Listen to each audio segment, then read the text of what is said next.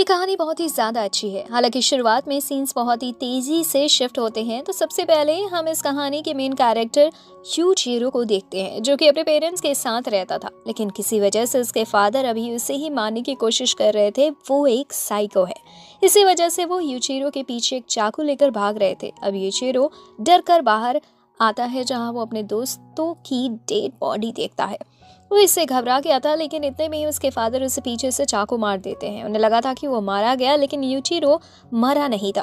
वो वहां से किसी तरह से बचता है और एक ऑर्फनेज में आ जाता है, जहां उसकी मुलाकात वैसे तो कई सारे बच्चों से होती है, लेकिन उन्हीं में से एक था मीका। मीका स्पेशल इसलिए था क्योंकि यूचिरो जब वहां आया था तभी उसने तुरंत ही उसकी तरफ दोस्ती का हाथ बढ़ा दिया था। हालांकि यूचिरो खुद को बहुत अनलकी मानता है, इसलिए वो उससे दोस्ती नहीं करना चाहता था, लेकिन फिर धीरे धीरे उनमें दोस्ती हो ही जाती है। अभी यूचिरो कुछ ही टाइम वहाँ ऑर्फनेज में चैन से सो रहा था, तभी अचानक से उनकी सिटी में एक नई बीमारी फैलना शुरू हो जाती है। इसमें 13 साल की या 13 साल से बड़े बच्चे की जान अपने आप जा रही थी, और उसी समय में कुछ लोगों का एक ग्रुप उनके शहर में आता है। ये नॉर्मल लोग नहीं थे, ये असल में वैम्पायर्स थे। अभी यहाँ पर सभी लोगों को अचानक से मरता हुआ देख यूचिरो और उसके दोस्त, जो कि 13 साल से कम उम्र के हैं, वो ऑर्फनेज की तरफ भागते हैं, लेकिन वहां पर उनका जो केयर टेकर था वो ऑलरेडी मारा जा चुका था। अब उसी समय वहां पर वो वैम्पायर्स का ग्रुप आ जाता है और उन सभी को पकड़ लेता है। इसके बाद से यूचिरो और उसके दोस्तों को 4 साल के लिए एक कैद में रखा गया था। जगह बहुत बड़ी थी, लेकिन वो कैद खाने की तरह ही थी। उन्हें 4 साल तक अच्छे से ट्रीट किया जाएगा और उनके ब्लड को निकाला जाएगा जब तक कि वो पूरे 13 साल के नहीं हो जाते। यूजिरो यहाँ पर बिल्कुल खुश नहीं था। तभी वो सामने देखता है कि तो वैम्पायर सभी एक बच्चे के हाथ पर पैर रखते हुए जा रहे हैं, साथ ही वो उस बच्चे को इग्नोर कर रहे थे। यूजिरो को इस पर बहुत गुस्सा आता है, लेकिन वो वैम्पायर उसे उठाकर नीचे फेंकने लगते हैं। मीका उन्हें रोकने की कोशिश कर रहा था, पर वो छोटा है, इसलिए वो कुछ नहीं कर पाता। वैसे अब तभी वहाँ पर वैम्पायर प्रिंस आता है, जिसका नाम फेरिट है। वो मीका को बहुत पसंद करता है, मतलब उसके ब्लड को पसंद करता है। इस वजह से वो मीका को अपने मेंशन में बुलाने आया था। वैसे इसके लिए मीका तैयार था, लेकिन इसके बदले वो यूचिरो को माफ करने का कहता है। अब यूचिरो को माफ कर दिया जाता है, साथ ही रात को उन्हें बहुत ही अच्छा खाना भी दिया जाता है। यूचिरो जानता था कि मीका ने इसके लिए अपना बहुत सारा ब्लड सेक्रीफाइस किया है। अब रात के टाइम जब मीका वापस आता है तो यूचिरो उससे यही बात कर रहा था कि मीका बताता है कि वो सिर्फ वहाँ इसलिए नहीं गया था कि वो यूचिरो को बचाना चाहता है, बल्कि उसके वहाँ पर जाने का एक और कारण है। उसे अभी वहाँ एक गन मिली है और साथ ही साथ एक मैप भी, जो कि यहाँ से बाहर निकलने का है। वो सभी को जगाते हैं और निकलने का प्लान बनाते हैं। जब वो जा रहे थे तो वो बहुत ही छुप कर निकल रहे थे। उन्हें पहले तो आसपास के रास्ते पता थे, लेकिन जब वो आगे पहुंच जाते हैं तो उन्हें वहाँ पर आइडिया नहीं था कि उन्हें क्या करना है। अब इसी दौरान उनकी मुलाकात प्रिंस फेरिट से होती है। वो बताता है कि ये सब उसकी चाल थी। वो सिर्फ उन्हें एक होप देना चाहता था कि ये यहाँ से भाग सकते हैं, लेकिन ये सब सच नहीं है। उसे बस उन बच्चों को परेशान करने में मजा आता है। अब वो एक छोटी बच्ची को उठाता है और उसका ब्लड पीते हुए उसे तब तक नहीं छोड़ता जब तक कि वो मर नहीं जाती। ये देखकर यूचिरो को गुस्सा आया था। वो तुरंत ही गन निकाल कर उस पर गोली चला देता है, लेकिन फेरिड उसकी गोली से बच जाता है और इसके बाद अब वो बाकी सभी को मारने लगा था। आखिरी में अकाने बचती है, जिसे यूचिरो पसंद करता है, लेकिन फेरिड उसे भी खत्म कर देता है। यहाँ पर मीका तुरंत ही यूचिरो के हाथ से गन लेते हुए फेरिड पर हमला कर रहा था, लेकिन फेरिड ने उससे भी मारकर नीचे गिरा दिया था। इस दौरान यूचिरो आगे बढ़ता है और मीका के हाथ से गन छीनते हुए दूसरी डायरेक्शन से फेरिड के सर पर गोली मारकर उसे जान से मार देता है। वैसे अभी मीका पूरी तरह से मरा नहीं था, इसी वजह से यूचिरो उसे भी अपने साथ ले जाने वाला था, पर मीका कहता है कि नहीं, वो उसके प्लान को खराब कर देगा। अगर वो उसे साथ ले गया तो वो रास्ते में ही पकड़े जाएंगे, क्योंकि मीका चल नहीं सकता। यूचिरो को बात माननी पड़ती है। यूचिरो भागता है। जब वो बाहर के रास्ते पहुंच चुका था तो वो वहां से अचानक नीचे की तरफ गिर जाता है, जहां बर्फ ही बर्फ थी। वहां उसकी मुलाकात 3 लोगों से होती है। वहां सामने जो था वो कहता है कि लगता है तुम उन लोगों से बच कर आए हो, अगर तुम हमारी मदद करो तो हम उनमें से कई लोगों को मार सकते हैं। यूचिरो यहाँ पर कुछ भी नहीं कहता और तुरंत ही उसे गले से लगा लेता है, और इसके बाद बोलता है कि वो उन सभी वैम्पायर्स को खत्म कर देगा, भले ही उसके लिए उसे कुछ भी क्यों ना करना पड़े। अब असली कहानी यहाँ से शुरू होती है। कुछ साल बीत चुके थे। यूचिरो उस आदमी के ग्रुप में ज्वाइन हो चुका था और अब वो भी एक हंटर बन चुका है। उसकी फाइट अभी मॉन्स्टर्स के साथ चल रही थी, लेकिन कुछ ही देर बाद हम उसे एक स्कूल में देखते हैं। उसे अभी सजा मिली हुई थी रूल्स को तोड़ने के लिए। ये स्कूल हंटर्स के लिए बनाया गया है। अगर वो नियम तोड़ते हैं तो उन्हें यहाँ पर आना पड़ता है। ये चीरो यहाँ पर भी मस्ती ही कर रहा था, जिस वजह से सर कहते हैं कि वो इसे सस्पेंड कर देंगे। यूजिरो यही चाहता था क्योंकि बाहर जाकर वो मॉन्स्टर से लड़ सकता है, लेकिन तभी पीछे की सीट पर बैठी एक लड़की शिनुआ उसे कहती है कि उसे ऐसे गलती नहीं करनी चाहिए क्योंकि सस्पेंड का मतलब उसे और देर तक यहीं रुकना होगा। वैसे यूजिरो को जो सस्पेंशन मिला है उसे दूर करने का सिर्फ एक ही तरीका है, उसे यहाँ पर किसी एक से दोस्ती करनी है। अब हमें पहले का सीन दिखाया जाता है जब यूजिरो की मुलाकात उन तीनों लोगों से होती है, तो वो जो पहले वाला लड़का था वो बताता है कि वो डीमन आर्मी में हेड है और उनका काम है इन वेम्पायर्स को खत्म करना। उसका नाम ग्योरन था। उसने यूचिरो को ऑफर किया था कि वो उन्हें ज्वाइन कर सकता है, जिसके बाद यूचिरो ने उनके साथ हाथ मिला लिया। अभी करंट टाइम में यूचिरो सोच रहा था कि ग्योरन बहुत बड़ा धोखेबाज है। उसने तब मुझे ज्वाइन तो करवा लिया, लेकिन अब मैं यहाँ स्कूल में बैठा हूँ। मैंने तो अभी तक किसी वेम्पायर को मारा ही नहीं है। तभी शिनुआ उसे कहती है कि अगर उसे सस्पेंशन से बाहर निकलना है तो उसे ना चाहते हुए भी किसी के साथ दोस्ती करनी ही होगी। यूचिरो कहता है कि वो ग्योरन से बात करे और उससे कहे कि उसे वेम्पायर्स तो खत्म करना है, ना कि दोस्ती करनी है। पर फिर शिनुआ उसे एक लेटर दिखाती है और बताती है कि ये ग्योरन ने उसे दिया है। अगर उसे यहाँ से निकलना है और एक वेम्पायर हंटर बनना है तो उसे दोस्ती तो करनी ही पड़ेगी। अब वो लोग वहाँ उस स्कूल से वापस लौट रहे थे क्योंकि स्कूल की छुट्टी हो चुकी थी, लेकिन नीचे आते वक्त यूचिरो को उसी की क्लास का एक लड़का यूची दिखता है। उसे अभी कुछ दूसरे बच्चे जो है वो परेशान कर रहे थे। यूचिरो आगे जाकर उसे बचाने वाला था, पर तभी शिनुआ बताती है कि वो इनसे लड़ नहीं सकता, वरना ये भी रूल तोड़ने जैसा ही होगा। अब इसी वजह से यहाँ पर यूचिरो की भी पिटाई हो जाती है बाद में, लेकिन वो यूची को वहां से ले गया था। वो पूछता है कि वो लड़की तुम्हें क्यों मार रहे थे, जिस पर यूची बताता है कि यूची डीमन आर्मी को ज्वाइन करना चाहता है। इसका मतलब उसे वेम्पायर से लड़ना है क्योंकि वेम्पायर्स ने उसकी बहन को मारा था। वो बदला लेना चाहता है, लेकिन वो कमजोर है, इसी वजह से वो लड़का यामानाका उसे मार रहा था। योशिरो कहता है कि तुम सच में कमजोर हो, लेकिन तभी अब उन्हें एक धमाके की आवाज आती है। उन्हें पता लगता है कि एक वैम्पायर वहां पर आई है। यूचिरो को ये अच्छा मौका लगता है कि एक वैम्पायर को खत्म करने का, इस वजह से वो निकल पड़ता है। उसने कुछ वेपन्स छुपा रखे थे, वो वेपन्स को निकालता है और तुरंत क्लासरूम में आ जाता है क्योंकि उसे पता था कि वो उसे वहीं मिलेगी। वो वैम्पायर अभी एक लड़की की ब्लड को पीने ही वाली थी और उसे जान से मारने वाली थी, लेकिन तभी यूचिरो वहां पर पहुंचता है और उस लड़की को बचा लेता है। वैसे अभी वहां पर वो लड़का यामानाका भी था जो कि अभी यूची को पीट रहा था। वो बहुत डरा हुआ था। यहाँ पर यूचिरो उस वैम्पायर लड़की पर हमला करना शुरू करता है। लड़ाई के दौरान यूचिरो ने उसके हाथ को भी काट दिया था, लेकिन वो वैम्पायर लड़की फिर से अपने हाथ को जोड़ लेती है। इसके बाद फिर से उनमें लड़ाई शुरू हो जाती है। यूशिरो उस पर कई हमले करता है, लेकिन वो खुद को हील करते ही जा रही थी। उसकी एनर्जी खत्म होने वाली ही नहीं थी। इस वजह से वो फिर से उस लड़की के पास आती है जिससे उसने शुरुआत में पकड़ा था। वो उसका ब्लड पीने ही वाली थी, लेकिन तभी वहां पर यूची आ जाता है और उसे दूर हटा देता है। अब वो यूची को मारने वाली थी, लेकिन तब यूचिरो सामने आकर उसे बचाते हुए देखते हुए उस वैम्पायर लड़की को बहुत गुस्सा आ गया था। वो यूचिरो पर हमला करती है और उसे लेकर वहां खिड़की से नीचे कूद जाती है। इस दौरान यूचिरो ने अपनी तलवार उसे मार दी थी, पर वो बताती है कि वो इमोर्टल है, वो नहीं मारी जा सकती। तभी वहां पर ग्यूरेन आता है, पर अपने स्पेशल स्वॉर्ड से उसे मार देता है। असल में उसके पास एक स्पेशल स्वॉर्ड है जिससे वो वैम्पायर को खत्म कर सकता है। अभी यूचिरो उससे रिक्वेस्ट कर रहा था कि वो उसे अपने साथ ले चले क्योंकि उसने उसकी मदद की, यहाँ पर किसी की भी जान नहीं गई थी। पर ग्यूरेन कहता है कि नहीं, उसे पहले एक दोस्त बनाना होगा। उसी दौरान वहां पर यूची आ जाता है। वो अभी छलांग लगाते हुए आ रहा था, जिस वजह से वह यूचिरो के ऊपर ही गिर जाता है और इससे यूचिरो बेहोश हो जाता है। हालांकि तभी शिनुआ वहां पर आकर ग्यूरेन से कहती है कि यूचिरो का दोस्त बन चुका है, इसलिए अब ग्यूरेन को अपना प्रॉमिस निभाना होगा। अगले सीन में हॉस्पिटल में वो बता रही थी कि यूचिरो को मून डीमन आर्मी में एक्सेप्ट कर लिया गया है और साथ ही यूची भी उसके साथ आ सकता है उसका दोस्त बनकर। अब अगले दिन यूचिरो फिर से स्कूल में था, जहां पर उसकी मुलाकात उसी लड़की से होती है जिसकी उसने जान बचाई। वो अभी उसे एक लेटर देने के लिए आई थी, लेकिन यूचिरो उस लेटर को पढ़े इससे पहले ही वो वहां से भाग जाती है। अब तभी वहां पर शिनुआ आती है।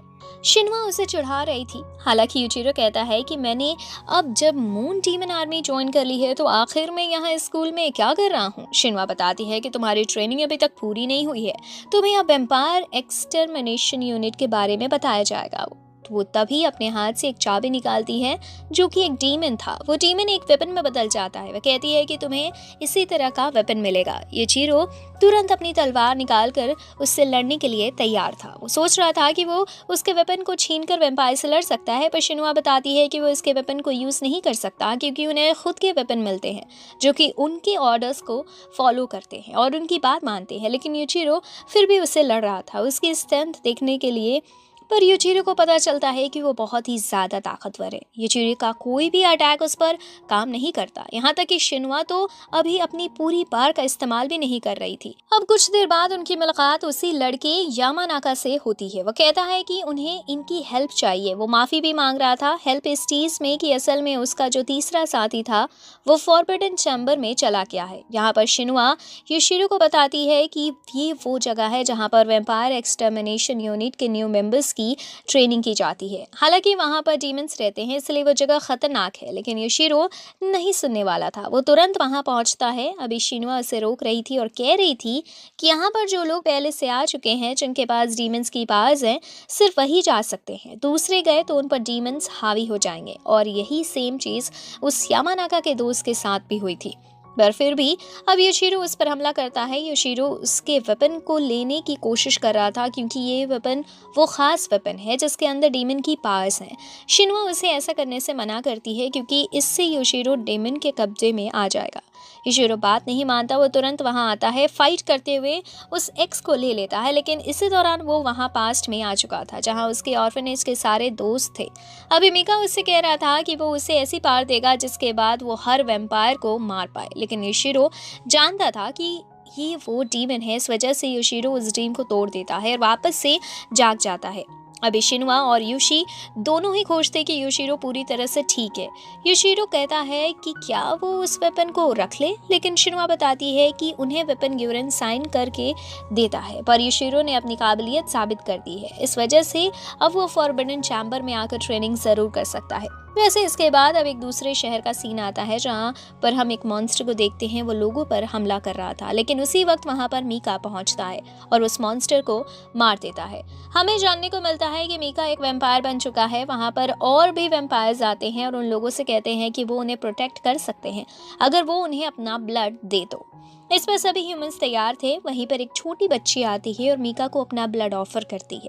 मीका को उसे देखकर अपना पास्ट याद आ गया था। हमें जानने को मिलता है कि जब यूशिरो उस जगह से भागा था तभी वहाँ पर 3 लोग आते हैं जो कि मीका को खत्म करने वाले थे, लेकिन उसी दौरान वहाँ पर क्वीन क्रूल भी आती है। वो अभी मीका को पड़ा हुआ देखती है। हालांकि मीका मरने वाला था, लेकिन वो कहती है कि उसे मीका चाहिए, इसी वजह से फिर वो उसे अपना ब्लड दे देती है, जिसकी वजह से मीका तब से एक वैम्पायर बन गया है। वैसे इसके बाद हम यूशिरो को देखते हैं। वो फिर से स्कूल आ रहा था, लेकिन उसी दौरान वो एक लड़के से टकरा जाता है। वो लड़का इतना गुस्से वाला था कि वो तुरंत ही यूशिरो को पंच मार देता है। हालांकि यूशिरो उससे जवाब नहीं देता। बाद में यूची और शिनुआ उससे पूछ रहे थे कि उसके चेहरे पर किस चीज़ की चोट लगी हुई है। वो नहीं बताता है कि उसकी फाइट हुई थी। अब इसके बाद वो अपनी क्लास में पहुंचता है जो कि अभी ग्यूरन लेने वाला था। यहाँ पर पहले तो वो एक स्पीच देता है और इसके बाद अपनी सीट पर जाता है, लेकिन वहाँ उस सीट पर वही लड़का बैठा था जिसने यूशिरो को मारा था। अब यूशिरो को भी गुस्सा आ रहा था कि इस वजह से उन दोनों में फाइट होती है, लेकिन ग्यूरन उन दोनों को ही पीटते हुए वहाँ से दूर फेंक देता है और कहता है कि उन्हें क्लास में नहीं लड़ना चाहिए। वैसे अब बाद में उनकी मुलाकात एक नए इंस्ट्रक्टर से होती है जो कि उनका एक टेस्ट ले रही थी। उसमें उन्हें 2 लोगों की टीम बनाकर कुछ रोबोटिक टाइप मॉन्स्टर से लड़ना है। यहाँ पर सभी की टीम बन जाती है, लेकिन यूशिरो को कोई भी नहीं मिला था। आखिरी में सिर्फ किमिजुकी ही बचा हुआ था। इसी वजह से उसे किमिजुकी के साथ टीम बनानी पड़ती है।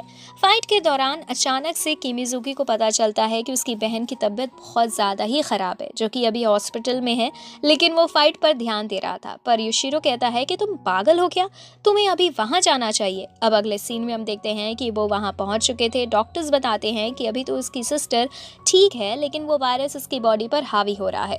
अब बाद में यूशिरो और किमिजुकी दोनों इस बारे में बात कर रहे थे क्योंकि उनके हाथ बंधे हुए हैं, इसी वजह से वो दूर नहीं जा सकते थे। आज पूरे दिन उन्हें इसी तरह से हाथ बांध कर रहना होगा, इसी वजह से उनकी दोस्ती हो जाती है। अगले सीन में हम देखते हैं कि जब यूशिरो के हाथ खुल चुके थे तो वो वहाँ ग्यूरन पर आकर हमला कर देता है।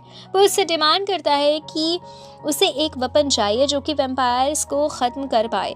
ग्यूरन उससे कहता है कि ठीक है, वो उसे वेपन दे देगा, लेकिन अगले ही अटैक में उसने यूशिरो को बेहोश कर दिया था। यूशिरो जब वापस लौटा है तो उसे लगता है कि ग्यूरन मजाक कर रहा है, लेकिन शिनुआ उसे बताती है कि ग्यूरन कभी अपना प्रॉमिस नहीं तोड़ता। अगले दिन जब ग्यूरन उनकी क्लास में आता है तो यूशिरो वेपन की डिमांड करता है। किमिजुकी भी अपने लिए एक वेपन की डिमांड कर रहा था। उसी टाइम ग्यूरन उनको मारते हुए कहता है कि पहले उन्हें अपने गुस्से पर काम करना चाहिए। वैसे वो इंस्ट्रक्टर से पूछता है कि क्या उनके हिसाब से कोई ऐसा है जिससे इस वेपन टेस्ट के लिए चुना जा सके, तो वो बताती है कि यूशी को चुना जा सकता है क्योंकि उस पर डीमन स्पिरिट्स की एनर्जी का कोई असर नहीं होता। टेस्ट लेने के लिए ग्यूरन ने अपनी तलवार नीचे लगा दी थी। सभी बच्चे बेहोश हो जाते हैं, सिर्फ कुछ ही बच्चे खड़े हुए थे, जिनमें एक यूशी भी था। अब उन सभी को इस टेस्ट के लिए ले जाया जाता है। रास्ते में ग्यूरन ये बात जानता था कि यूशी सच में कमजोर है क्योंकि उसे लड़ने का बिल्कुल एक्सपीरियंस नहीं और वो डरता भी है। लेकिन एक डीमन को अपने वश में कर लेना उसके लिए बहुत अच्छा होगा। अगर उसकी कभी वैम्पायर से फाइट हुई तो वैसे अब वो वहां पहुंचते हैं जहां उन्हें वो टेस्ट देना था।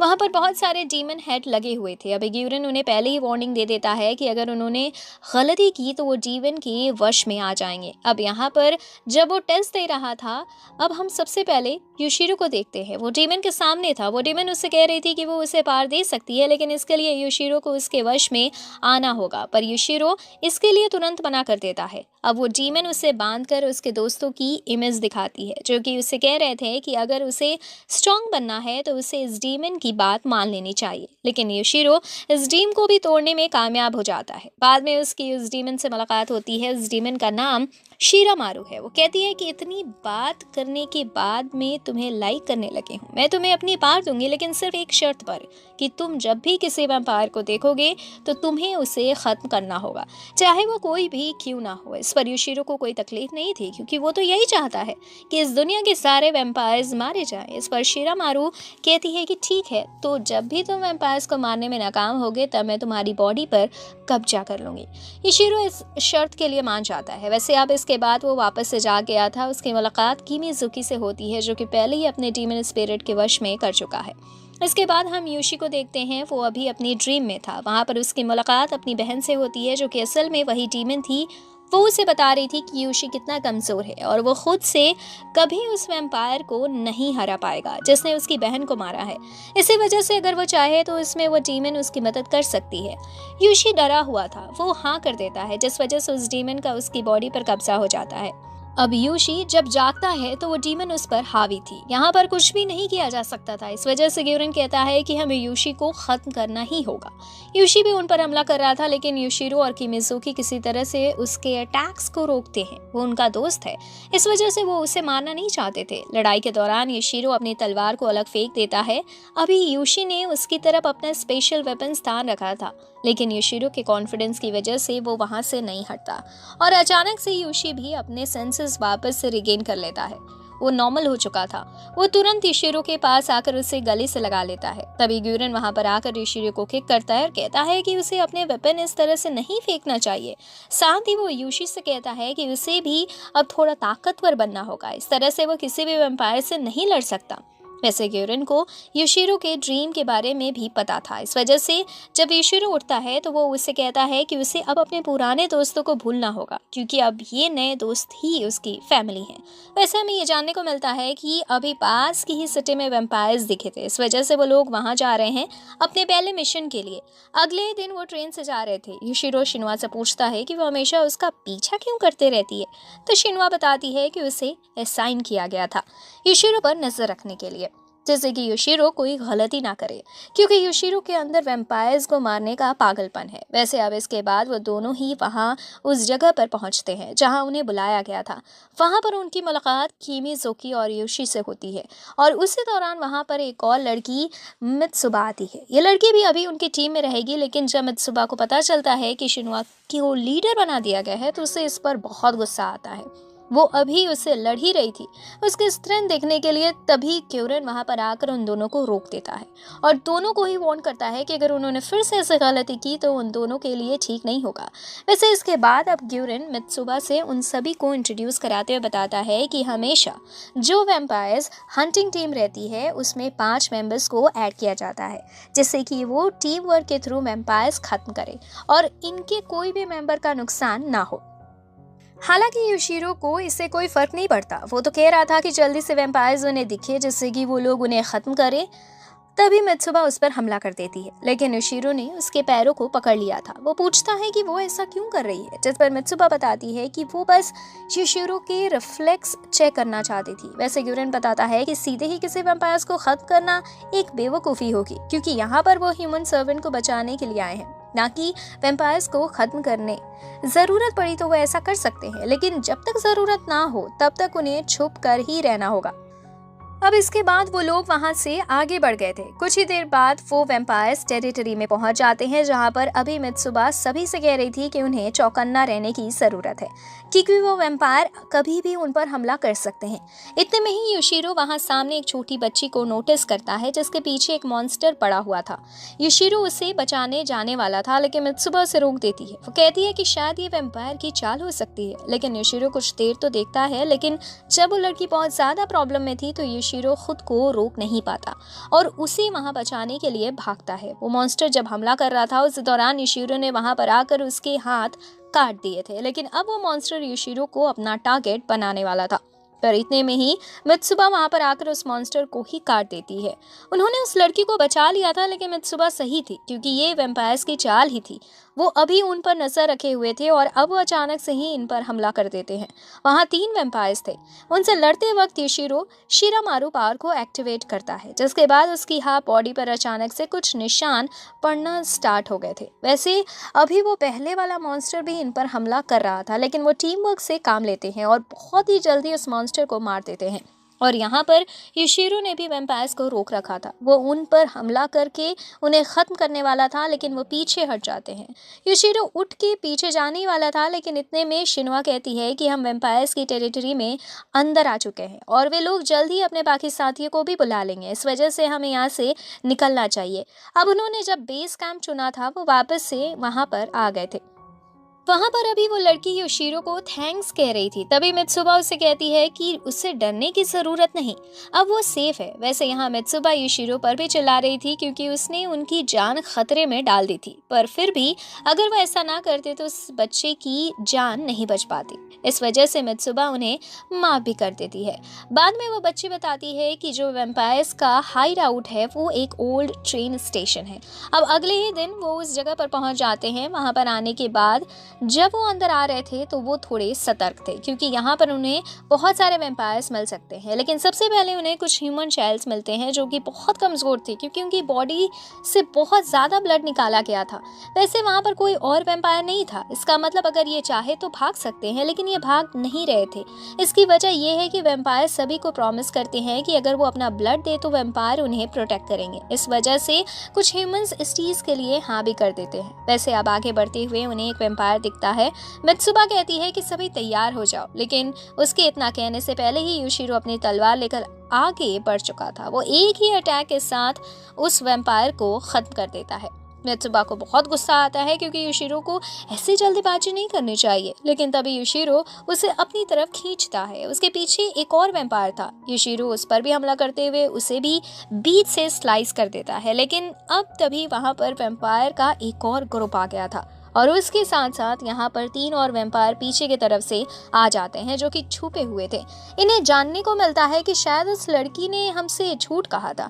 वो वैम्पायर बताते हैं कि ये उनकी चाल थी। उन्होंने जानबूझकर उस लड़की को इनके साथ भेजा, अगर वो सच कहती तो उसकी फैमिली मारी जाती। इसी वजह से उसने हमसे झूठ कहा। अब यहाँ पर लड़ाई शुरू हो गई थी। उन वैम्पायर्स का जो लीडर था वो अभी मित्सुबा को गले से पकड़ लेता है, लेकिन ये लोग फिर भी लड़ते जा रहे थे। वो सभी मिलकर काम करते हैं और उन वैम्पायर्स को बहुत ही जल्दी हरा देते हैं। साथ ही योशिरो ने हमला करते हुए उस लीडर को भी मार गिराया था। हालांकि पूरे वैम्पायर्स अभी मारे नहीं गए, लेकिन मित्सुबा बच चुकी थी। अभी बहुत सारे वैम्पायर्स उन्हें घेरे हुए थे। यहाँ पर एक और राउंड फाइट होती है और फिर हम देखते हैं कि शाम तक उन्होंने सभी को मारकर उन सभी बच्चों को बचा लिया था। वो उन सभी को वापस कैंप पर लेकर आते हैं, जहाँ पर वो छोटी बच्ची जिसने झूठ कहा था वो योशिरो से माफ़ी मांग रही थी, लेकिन योशिरो उससे कहता है कि कोई बात नहीं, तुमने ये सब अपनी फैमिली को बचाने के लिए किया। अब वो वहाँ से चली जाती है। तभी मित्सुबा वहां पर आती है और यशुरो को थैंक यू कहती है क्योंकि यशुरो ने तब उसकी जान बचाई थी। हालांकि फिर वो भी वहां से चली जाती है। अब अगले दिन में हम देखते हैं कि अभी किमिजुकी एक कार के वायर जोड़ रहा था। ये कार ऐसे ही पड़ी हुई थी और किस्मत से वो चालू भी हो जाती है। यशिरो कहता है कि क्या तुम इसे ड्राइव कर सकते हो, लेकिन किमिजुकी कहता है कि उसे ड्राइव करना नहीं आता, इसलिए अब यशिरो ही ड्राइविंग सीख रहा था। जिस दौरान वो कई बार उस कार को ठोकता है। हालांकि फिर वो इतनी ड्राइव पर सीख चुका था कि एक कैंप से दूसरे कैंप तक वो सभी को ले जा सके, इसलिए अभी वो कार में बैठकर जा रहे थे। उसी दौरान उनके सामने एक वैम्पायर आ जाता है। यशिरो नोटिस करता है कि ये बहुत ही हाई रैंक वैम्पायर था। अभी गाड़ी रुक नहीं रही थी, इसलिए ये लोग गाड़ी से कूद जाते हैं। वो वैम्पायर उस गाड़ी को अपने एक ही हाथ से रोककर इनकी तरफ ही फेंकता है, जिसके बाद वो गाड़ी ब्लास्ट हो गई थी। हालांकि इससे उन्हें चोट नहीं लगी है, पर अब अचानक से उस वैम्पायर ने हमला करना शुरू कर दिया था। ये लोग उसके अटैक्स को रोक रहे थे। किसी तरह से योशिरो उसके तलवार पर हमला करते हुए उसे वहां से दूर फेंक देता है। ये लोग सोच रहे थे कि शायद ये मिलकर उसे हरा देंगे, लेकिन इतने में ही दो और वैम्पायर्स वहां पर आते हैं। यहाँ पर योशिरो कह रहा था कि हम उन तीनों को नहीं हरा सकते, हमें यहाँ से निकलना ही होगा। लेकिन शिनुआ कहती है कि अगर हमने भागने की कोशिश की तो हम वैसे भी मारे जाएंगे, इसलिए हमें अपना पूरा बेस्ट देकर लड़ना होगा। तभी वहां पर वो जो दोनों नए वैम्पायर्स आए थे, उनमें से एक लड़की उस पहले वाले वैम्पायर से कहती है कि वो फेरिड उससे बुला रहा है, इसलिए हमें अभी जाना होगा। वो वैम्पायर तुरंत ही यहाँ योशिरो के पीछे आ जाता है और उससे कहता है कि ये फाइट हम फिर कभी कंटिन्यू करेंगे, और इतना कहते हुए वहां से चला जाता है। शिनुआ खुश थी क्योंकि वो हाई रैंक वैम्पायर को नहीं हरा सकते थे, फिर भी उनकी जान बच गई। लेकिन योशिरो को गुस्सा आ रहा था क्योंकि वो हाई रैंक वैम्पायर सिर्फ उनके साथ खेल रहा था। योशिरो को बहुत गुस्सा आ रहा था क्योंकि वैम्पायर्स के मुकाबले वो बहुत कमजोर है। तभी शिनुआ कहती है कि अगर उसे ताकतवर बनना है तो वो मैजिकल कर्स सीख सकता है। ये कई तरह की टेक्निक्स होती हैं, लेकिन ये इतनी ज़्यादा खतरनाक होती हैं कि सामने वाला अपने दिमाग पर से काबू हटा देगा और तब वो सिर्फ अटैक करेगा। इससे उसकी टीम को भी नुकसान हो सकता है। इसलिए शिनुआ कह रही थी कि उसे अभी इसके बारे में नहीं सोचना चाहिए। वैसे इसके बाद अब वो अपनी फैसिलिटी जहाँ पर वो रुके हुए थे वहीं पर चले गए थे, लेकिन अब वहाँ पर हम देखते हैं कि अभी कुछ हेलीकॉप्टर्स आ रहे थे जो कि अननोन थे। इस वजह से वो लोग उन पर हमला करना शुरू कर देते हैं। उन पर हमला करने के बाद उन्होंने लगभग सारे हेलीकॉप्टर्स गिरा दिए थे, लेकिन कुछ हेलीकॉप्टर्स उन्हें डॉज भी कर रहे थे। उस दौरान एक बड़ा सा प्लेन आकर वहां टकरा जाता है। उस प्लेन के अंदर से दो वैम्पायर निकलते हैं और आसपास देखकर कहते हैं कि सब कुछ सही है, इसलिए अब उसमें से बाकी वैम्पायर्स भी निकलने लगते हैं। जब ईश्वरी और उसका ग्रुप यहाँ पहुंचता है तो वो समझ जाते हैं कि उन पर हमला हुआ है। अब ये भी उनकी मदद करने लग गए थे, लेकिन वहां पर बहुत ज्यादा वैम्पायर्स थे। इस वजह से उनसे लड़ना इनके लिए भी मुश्किल था। पर अब वहां पर एक रीइंफोर्समेंट टीम पहुंचती है और वो भी लड़ने लगती है। अभी वो जो हेलीकॉप्टर इनके अटैक से बच गए थे वो भी यहाँ पर हमला कर रहे थे, लेकिन यूशी अपने उस स्पेशल वेपन से उन पर फायर करता है और उन्हें नीचे गिरा देता है। इसी दौरान एक वैम्पायर उस पर हमला करने ही वाला था, लेकिन शिनवा वहां पर आकर उसे बचा लेती है और फिर यूशी फायर करके उस हेलीकॉप्टर को भी नीचे गिरा देता है। अब इसी तरह से टीम वर्क से लड़ने के बाद कुछ ही देर में यहाँ पर सभी वैम्पायर्स को मार दिया गया था। इन्हें सभी सोल्जर्स थैंक यू कहते हैं और बाद में जब ये यहाँ से जा रहे थे तो उन्हें बताया जाता है कि इन्हें यहाँ वेस्ट फैसिलिटी में जाना होगा क्योंकि वहाँ पर भी इनकी मदद की ज़रूरत है। वैसे इसके बाद अब हम ईस्ट फैसिलिटी में आते हैं जहाँ पर हम ग्यूरन को देखते हैं। वो अभी वहाँ से कुछ दूर फेरेट पर नजर रखे हुए था। वहीं पर मीका भी थी और वो लोग अभी अपनी वैम्पायर आर्मी के साथ थे। वो इसी तरफ हमला करने का प्लान बना रहे थे। वैसे अभी ग्यूरन के पास एक लड़की आ रही थी, तभी उस पर वैम्पायर्स हमला कर देते हैं। पर उसी दौरान एक और लड़की आती है जो कि डीमन आर्मी की एक हाई रैंक मेंबर है। वो यहाँ पर उस वैम्पायर को बहुत ही आसानी से खत्म कर देती है। उसका नाम मीटो है। साथ ही अब वहाँ पर उनके बाकी मेंबर्स भी आते हैं और इसके बाद ग्यूरन उनसे कहता है कि हमें फेरेट को खत्म करना होगा इससे पहले कि वो हमारी फैसिलिटी में एंटर करे। दूसरी तरफ वहाँ फेरेट मीका से कह रहा था कि अगर उसके सामने योशिरो आ गया तो क्या वो उसे खत्म कर पाएगा। इस चीज़ पर मीका कुछ नहीं कहता और इग्नोर करते हुए वहाँ से चला जाता है। ऐसे अभी से 4 साल पहले हम उसी टाइम का सीन देखते हैं जब क्वीन क्रूल ने मीका को बचाया था। वो मीका को बताती है कि अगर वो ह्यूमन का ब्लड नहीं पिएगा तो वो मारा जाएगा क्योंकि वैम्पायर्स को ऐसा करना पड़ता है, और अगर उसने एक बार वो ब्लड पी लिया तो इससे वो इमोर्टल हो सकता है। लेकिन मीका मॉन्स्टर नहीं था, वो ऐसा नहीं करना चाहता था। तभी क्वीन क्रूल वहाँ नीचे आती है और अपने हाथ से अपने ब्लड एक ग्लास में निकालते हुए उसे देती है, लेकिन मीका ने तुरंत उसे दूर फेंक दिया।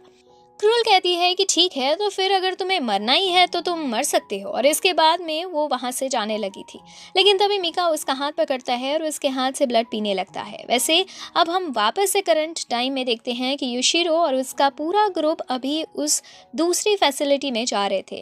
बैकअप के तौर पर उस दौरान शिनवा सभी को कुछ गोली दिखाती है, जो गोली खाने के बाद उनकी पावर और भी बढ़ जाएगी। वो बताती है कि इससे वो लोग हाई रैंक वेम्पायर्स के साथ फाइट कर सकते हैं, क्योंकि एक गोली खाने से उनकी पावर 2 गुनी होगी और 2 गोली खाने से उनकी पावर 3 गुनी हो जाएगी। युशिरो कहता है कि ये तो कमाल की बात है, अगर हम 10 गोली एक साथ खा ले तो फिर क्या होगा। इस पर किमिजुकी कहती है कि तुम मारे जाओगे, तुम्हारे सारे अंग ब्लास्ट हो जाएंगे, क्योंकि ये तुम्हारे डीमन को एनर्जी देती है और 2 गोली खाने के बाद भी तुम्हें बहुत सारी कैजुअलिटी झेलनी पड़ेगी।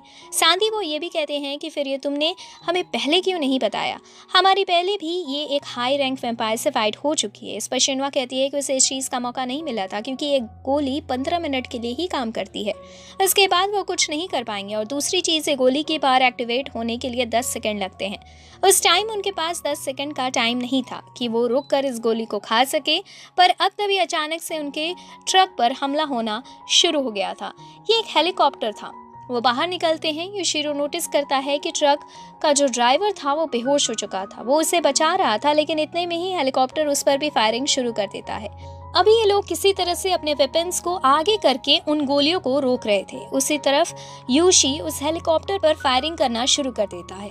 हेलीकॉप्टर फूट जाता है, लेकिन उतने में ही उसने एक मिसाइल लॉन्च कर दी थी, जो कि सीधा उस ट्रक पर आकर गिरती है। वो ट्रक ब्लास्ट होता है और उसकी वजह से नीचे की जो जगह थी वो टूट जाती है और वो किसी अंडरग्राउंड जगह में आकर कैद हो जाते हैं। पर उन्हें पता चलता है कि उनके बीच में एक पत्थरों की दीवार बन चुकी है। आधी टीम इस तरफ और आधी टीम दूसरी तरफ। युशिरो के साथ अभी वो ड्राइवर भी था, इस वजह से वो सेफ जगह पर ले जा रहे थे जिससे कि उसका इलाज हो सके। वो दोनों ही टीम एक दूसरे को बाय कहती हैं और सेफ रहने को कहती हैं। दूसरी तरफ हम वहाँ पर मीका को देखते हैं, जिसके सामने अभी ग्यूरिन खड़ा हुआ था। तभी मीका के जो बाकी साथी वैम्पायर्स और फेरिड, वो लोग वहाँ पर आ जाते हैं, लेकिन यहाँ ग्यूरिन के भी साथी भी पहुँच चुके थे और दोनों ही फोर्स एक दूसरे से लड़ने के लिए पूरी तरह से तैयार थी। अब यहाँ से सीन चेंज होकर वहाँ उस स्पेशल कैंप फैसिलिटी में आता है, जहाँ पर सभी का इलाज किया जा रहा था। युशिरो शिनवा उस ड्राइवर को लेकर वहाँ पहुँचते हैं। वैसे उसे वहाँ छोड़कर जब वो जा रहे थे तो शिनवा कहती है कि इस फैसिलिटी में हमारी ज़रूरत है। वहाँ पर ग्यूरिन एक बड़ी फोर्स के साथ फाइट कर रहा है। युशिरो कहता है कि ठीक है, हम वहीं जाएंगे, लेकिन इससे पहले हमें हमारी टीम को फिर से ज्वाइन करना होगा। लेकिन तभी उन्हें कुछ सोल्जर्स से जानने को मिलता है कि पास के ही डिस्ट्रिक्ट में अभी युशिरो की टीम फाइट कर रही है कुछ वैम्पायर्स के साथ। वहां पर एक अच्छी खासी आर्मी है, जबकि युशिरो की टीम के सिर्फ 3 मेंबर ही वहां पर मौजूद हैं। उन्हें बहुत खतरा था, इसी वजह से युशिरो वहां जाने लगता है। शिनवा कहती है कि हमारी ज़रूरत वहाँ नहीं बल्कि ईस्ट फैसिलिटी में है, लेकिन युशिरो कहता है कि नहीं और बस इग्नोर करते हुए वहाँ से आगे बढ़ जाता है। अब वहाँ दूसरी तरफ हम युशिरो के दोस्तों को देखते हैं। वो अभी वैम्पायर्स से लड़ रहे थे। उन्होंने कई सारे वैम्पायर्स खत्म कर दिए हैं, लेकिन अब वो थकने लगे थे। तभी वहां पर युशिरो और शिनवा पहुंचते हैं और उन्हें बचा लेते हैं।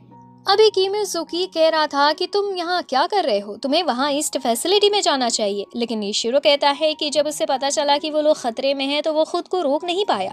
अब वो मिलकर वहाँ से ईस्ट फैसिलिटी की तरफ निकल चुके थे। अब हम ईस्ट फैसिलिटी में आते हैं, जहाँ पर हम देखते हैं कि अभी ग्यूरिन की फोर्स और फेरिड की फोर्स की फाइट चल रही थी, लेकिन वैम्पायर्स बहुत ज़्यादा है, इस वजह से इन पर हावी पड़ रहे थे। तो ग्यूरिन अभी क्यूरी के पास आता है। क्यूरी उससे कहती है कि इन वैम्पायर्स को हम संभालते हैं, तुम तब तक फेरिड को खत्म करो, अगर वो मारा गया तो इनका मोटिवेशन डाउन हो जाएगा। वहां पर फेरिड भी मीका से कहता है कि वो जाकर ग्यूरिन पर हमला करे, बाकी सबको बाकी वैम्पायर्स देख लेंगे। अब इसके बाद मीका और ग्यूरिन की फाइट होने लगी थी। ये फाइट बहुत ही ज्यादा खतरनाक थी। इस दौरान ग्यूरिन कुछ तलिस्मान का इस्तेमाल भी करता है। उसने एक तलिस्मान यहाँ पर मीका के सर पर लगा दिया था, जिसके बाद मीका अपनी पावर का इस्तेमाल नहीं कर पा रहा था। तभी अचानक से इसे कैद कर लिया जाता है और वहाँ एक धमाका होता है। धमाके के बाद भी किसी तरह से मीका सर्वाइव कर गया था, लेकिन ये उनकी चाल थी, क्योंकि वो उसे जिंदा पकड़ना चाहते थे। वो उसे लगभग कैद कर लेते हैं और तभी वहां पर ग्यूरिन आता है, जो कि उस पर हमला करके उसे बेहोश करने वाला था। पर इतने में ही फेरिड वहां पर आकर मीका को बचा लेता है और ग्यूरिन को पंच करते हुए वहां से दूर फेंक देता है। ग्यूरिन की हालत बहुत ही ज्यादा खराब थी। वो एक और पीले खाने वाला था। वो एक और पिल खाने वाला था। यूरी उसे ऐसा करने से मना करती है क्योंकि ऐसा करने से उसकी जान भी जा सकती है और ये बहुत ज़्यादा खतरनाक है। लेकिन ग्यूरन कहता है कि अगर मैंने ये पिल नहीं खाई तो हम सभी वैसे भी मारे जाएंगे। अभी वो पिल खाने वाला था, लेकिन इतने में ही मीका उस पर हमला कर देता है। वो उसके सामने तलवार रख देता है और उससे तलवार मार देता है। साथ ही अब वो उसे ख़त्म ही करने वाला था, लेकिन इतने में ही योशिरो और उसकी टीम वहाँ पर पहुँचती है। अभी जब योशिरो यहाँ ग्यूरन को बचाने के लिए आ रहा था तो मीका ने योशिरो को देखकर उसे पहचान लिया था। मीका अपनी जगह से हिल भी नहीं पाता। इसी दौरान योशिरो उसे तलवार मार देता है। ग्यूरन कहता है कि अपनी तलवार की कर्स पावर को एक्टिवेट करो। इससे मीका पूरी तरह से मारा जाता है, लेकिन इसी दौरान योशिरो ने भी मीका को पहचान दिया था, इसलिए वो ऐसा करने में नाकाम हो जाता है। मीका वहां से दूर हटकर बच गया था, लेकिन ग्यूरन योशिरो को मारता है और कहता है कि आखिर उसने कर्स पावर का इस्तेमाल क्यों नहीं किया। लेकिन योशिरो अभी भी मीका को देखकर हैरान था और कहीं खोया हुआ था। लेकिन तभी ग्यूरन को खांसी आती है और उसके मुंह से खून निकलता है। योशिरो उसे देखता है और उससे पूछता है कि वो ठीक तो है, लेकिन ग्यूरन उसे फिर से पंच करता है और कहता है कि उसे अपने सपनों से बाहर आना होगा। तभी योशिरो के दोस्त आकर पूछते हैं कि क्या हुआ, तो योशिरो बताता है कि मीका असल में उसके बचपन का दोस्त है, इसी वजह से वो उसे नहीं मार पाया। अभी मीका और योशिरो एक दूसरे की तरफ बढ़ ही रहे थे, लेकिन तभी फेरिड वहां आकर मीका से कहता है कि ह्यूमन तुम्हें मैनिपुलेट करने की कोशिश कर रहे हैं, योशिरो को मार दो। लेकिन इस चीज से मीका को गुस्सा आ जाता है। वो तुरंत ही फेरिड की गर्दन पकड़ लेता है। फेरिड कहता है कि ठीक है, हम योशिरो को नहीं मारेंगे, मैं उसे वैम्पायर बनाऊंगा। लेकिन इस पर भी मीका हाँ नहीं करता है। फेरिड कहता है कि ठीक है, तो तुम उसके सारे दोस्तों को मार दो, हम उसे जिंदा छोड़ देंगे। अब मीका ने अपनी पावर एक्टिवेट कर ली थी। ये लोग फिर से लड़ने के लिए तैयार थे, लेकिन इतने में ही वहां पर एक और वैम्पायर का ग्रुप आता है। यहाँ पर क्राउली भी था। क्राउली वही है जिसकी फाइट योशिरो और उसके ग्रुप से हुई थी। वैसे अब हाई रैंक वैम्पायर को देखकर ग्यूरन भी समझ गया था कि वो इन्हें नहीं हरा सकते। इस वजह से वो योशिरो और उसके ग्रुप को वहां से जाने को कहता है, लेकिन योशिरो नहीं जाना चाहता था, पर उसके दोस्त मना कर उसे किसी तरह से ले जाने लगते हैं। उसी दौरान फेरिड दौड़ते हुए उनके सामने आता है और कहता है कि हम इतनी आसानी से तुम्हें नहीं जाने देंगे। लेकिन योशिरो को अपना पुराना टाइम याद आता है। इसी वजह से वो बिना दिमाग का इस्तेमाल करते हुए तलवार को हवा में घुमाकर फेरिड पर हमला करना शुरू कर देता है, जिसका कोई फायदा नहीं था। पर तभी ग्यूरन वहीं फेरिड पर हमला कर देता है, पर फेरिड वहां से हट गया था, बल्कि वो ग्यूरन पर ही पंच कर देता है और उसे वहां से दूर फेंक देता है। इधर सभी की हालत बहुत ज्यादा खराब थी क्योंकि वो वैम्पायर उन पर भारी पड़ रहे थे। इधर फेरिड भी अभी ग्यूरन को खत्म करने वाला था, लेकिन योशिरो तभी बचाने के लिए आता है। लेकिन उसी वक्त फेरिड वहां से गायब हो जाता है। वो उसके पीछे आ गया था। मीका भी वहां पर आता है। मीका योशिरो को पकड़ता है और उसे वहां ले जाने लगता है। योशिरो कह रहा था कि आखिर तुम वैम्पायर का साथ कैसे दे सकते हो, उन्होंने हमारे दोस्तों को मारा था। लेकिन इस पर मीका कहता है कि ह्यूमंस भी अच्छे नहीं है, वो भी इस धरती को खत्म करने वाले हैं, तुम्हें उन इंसानों से भी दूर जाना होगा। योशिरो को ये सब बात तो कुछ समझ में नहीं आ रही थी, लेकिन उसे अभी अपने दोस्तों को बचाना था। वो देखता है कि सभी वैम्पायर्स उसके दोस्तों को पकड़ रहे हैं और अगर उसने बचाने में देर की तो उसके सारे दोस्त मारे जाएंगे। योशिरो वहां से जाना चाहता था, लेकिन मीका उससे पकड़ लेता है। वो कहता है कि नहीं, तुम्हें ऐसे करने की जरूरत नहीं। योशिरो को बहुत बुरा लग रहा था। वो देखता है कि उसके दोस्त मरने ही वाले हैं। वो चिल्लाता है और अचानक से उसकी एक आंख से खून निकलने लगता है। हम उसके स्पिरिट वर्ल्ड में आते हैं जहाँ पर शिरामारू थी। योशिरो पूछता है कि क्या तुम मेरी बॉडी पर अपना कंट्रोल बनाने की कोशिश कर रही हो, जिस पर शिरामारू कहती है कि नहीं। योशिरो की बॉडी के अंदर एक और मॉन्स्टर है जो कि अब बाहर निकलने को तैयार हो रहा है। योशिरो ये सब सुनकर हैरान था। तभी उसके सामने बहुत सारे ट्रम्पेट आते हैं।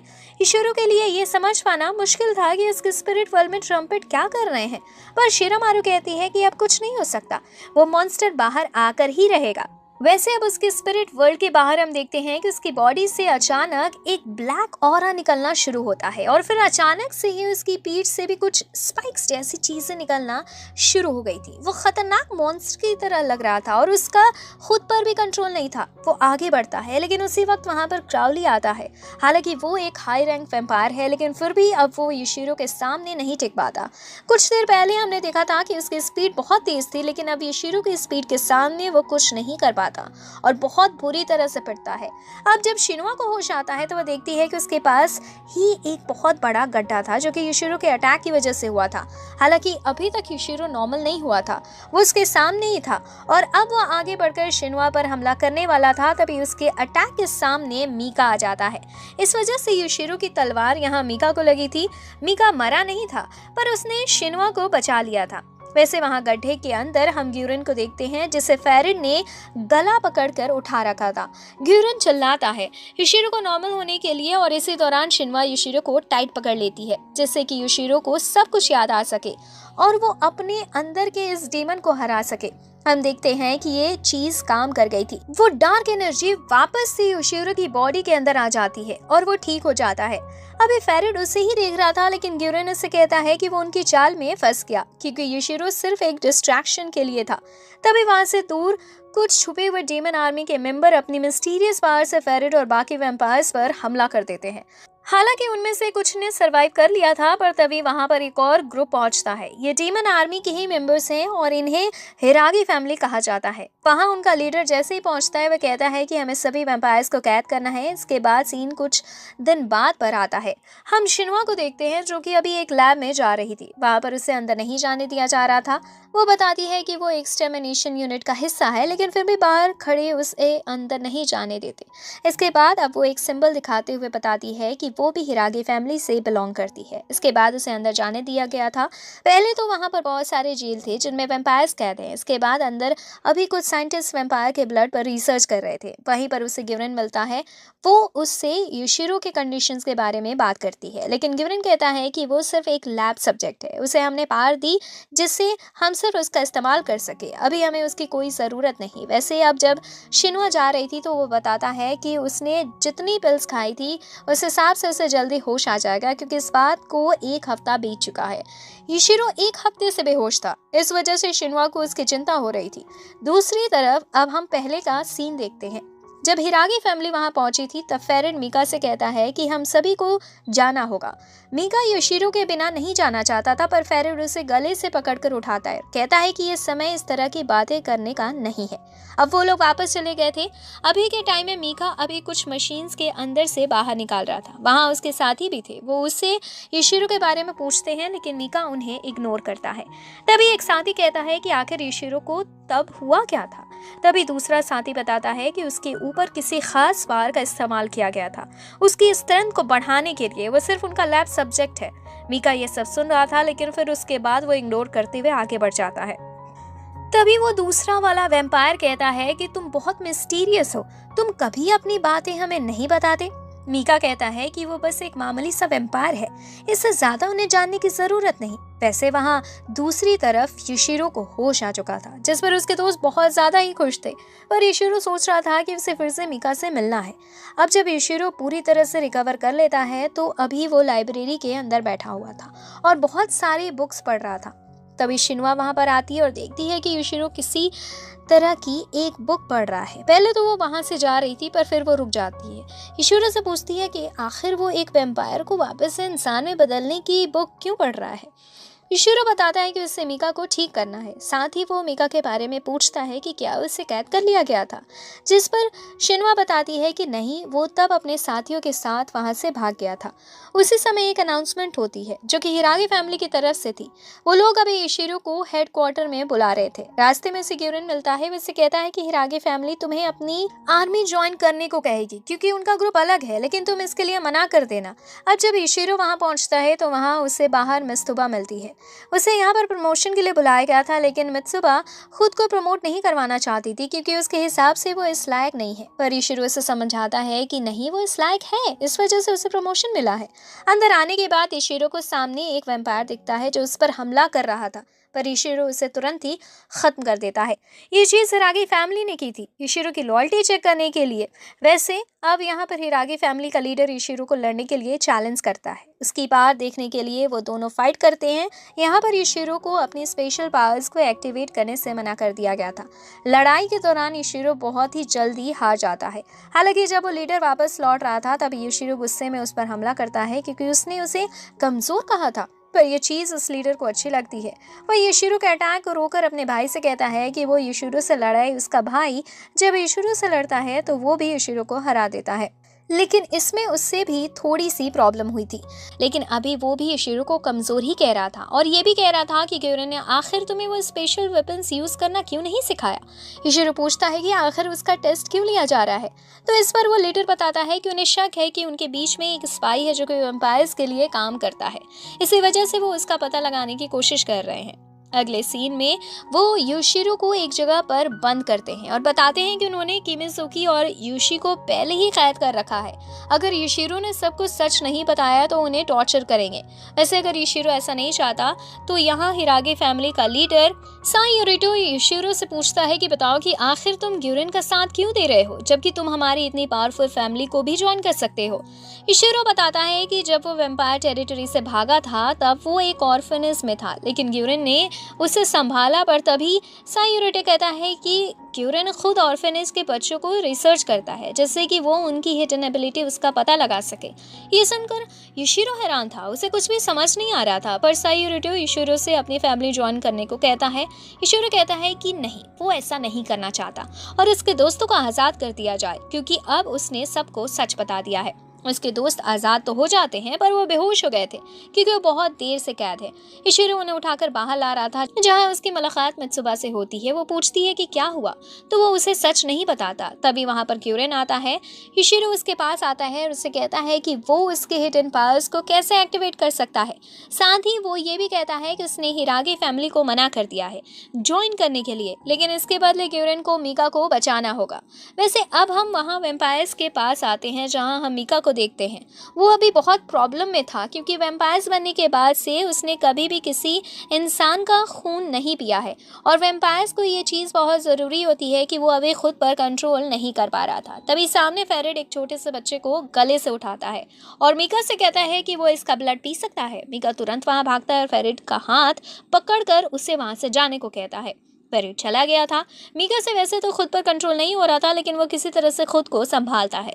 इधर योशिरो के पास शिनुआ उन सभी को बताती है कि अगर वो अपने डीमन से मिलना चाहते हैं और उसके साथ एक बॉन्ड क्रिएट करना चाहते हैं तो इसके लिए उन्हें अपने उस डीमन की एनर्जी का इस्तेमाल करते हुए अपने हाथ को काटना होगा।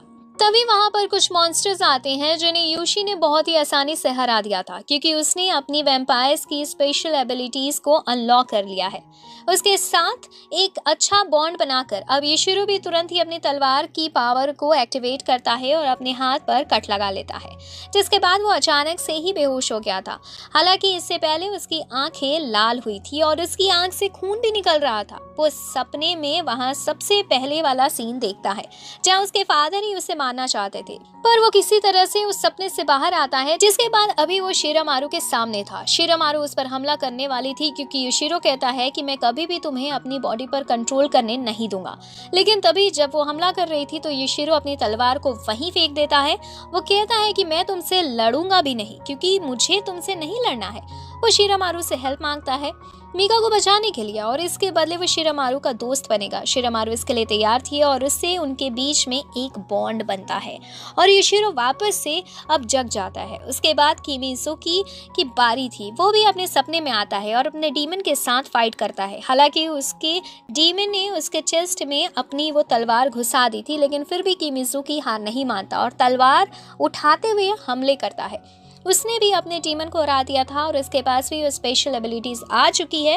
वो जागता है और योशिरो पर हमला कर देता है। वो कहता है कि योशिरो और खुद की पावर को टेस्ट करना चाहता है और यहाँ पर अब उनमें फाइट होती है, जिस दौरान किमिजुकी अपनी नई नई टेक्निक्स का इस्तेमाल करता है और सिर्फ वैसा ही योशिरो कर रहा था। अभी अगले दिन योशिरो, किमिजुकी और ऋषि तीनों ही गर्ल्स डॉम में आते हैं जहाँ पर शिनुआ और मित्सुबा रहती हैं। वहाँ पर आने के बाद अभी वो बैठकर बातें कर ही रहे थे, जिस दौरान शिनुआ बताती है कि आगे होने वाले वॉर में वो किसका साथ दे, या तो वो ग्यूरन का साथ दे सकती है या फिर हिरागे फैमिली का। उन्हें किसी एक को तो चुनना ही होगा। क्यूरिन इतना ताकतवर नहीं है, इस वजह से टीम थोड़ी चिंता में थी। वैसे अभी हमें दूसरा सीन दिखाया जाता है जहाँ पर युशिरो अभी शिनवा से माफ़ी मांग रहा था, क्योंकि उसे पता चल चुका था कि इस दौरान वो एक मॉन्स्टर में बदला था। जिस दौरान उसकी मुलाकात पहली बार मीका से हुई थी, तब उसने शिनवा पर भी हमला किया था।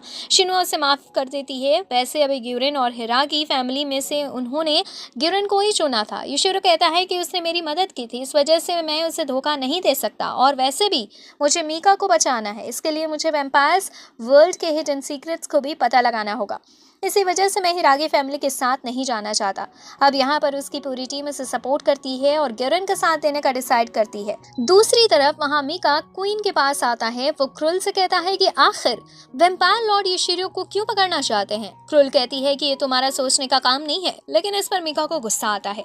वो हमला कर रहा था, पर क्रुल उसके अटैक को रोकती हुए कहती है कि वो उसे कभी नहीं हरा सकता। वो कहती है कि बहुत जल्दी एक वॉर होने वाली है, अगर तुम युशिरो को उससे पहले बचा सको तो बचा लो, वरना बहुत बड़ी प्रॉब्लम हो जाएगी। मीका प्रॉमिस करता है कि वो युशिरो को बचाएगा। इस तरफ युशिरो और उसका ग्रुप एक न्यू फैसिलिटी की तरफ चले गए थे। रास्ते में उन्हें बहुत खतरनाक बड़े बड़े मॉन्स्टर मिले थे, लेकिन अब वो इतने ज्यादा ताकतवर हो चुके हैं कि उन मॉन्स्टर्स को हराना उनके लिए कोई बड़ी बात नहीं थी। पर इस चीज से वो वहाँ फैसिलिटी में लेट पहुंचते हैं। वहां पर ग्यूरिन था। वो इन्हें देख लेता है और इन पर चिल्लाता है कि आखिर ये लेट क्यों है। युशिरो सारा ब्लेम अपने ऊपर ले लेता है। बाद में ग्यूरिन ने उसे माफ कर दिया था। वो सभी सोल्जर्स को मोटिवेशन देता है और बताता है कि सिटी में बहुत सारे हाई रैंक वैम्पायर्स और आज उन्हें उन सभी को खत्म करना है, जो कि इम्पॉसिबल टास्क है, लेकिन फिर भी वो आज ऐसा करने की कोशिश करेंगे क्योंकि उनके पास कोई दूसरा चारा भी नहीं है। कुछ देर बाद ग्यूरिन युशिरो को अपने ग्रुप से मिलवाता है।